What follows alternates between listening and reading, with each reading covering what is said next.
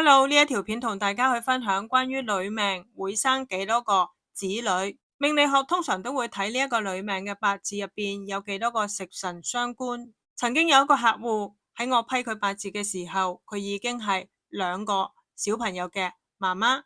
我話佢會生第3個小朋友，因為佢嘅八字入邊有3個食傷星。佢明明係希望自己可以生第3個小朋友噶，但係佢堅決認為自己已經冇可能啦，因為當時嘅佢已經係處於生育界嘅所謂超高齡，結果佢喺2022年已經係48歲嘅高齡，第3度懷孕，2023年個小朋友就出世。講到呢一度，相信一定會有好多女命主質疑，例如我嘅八字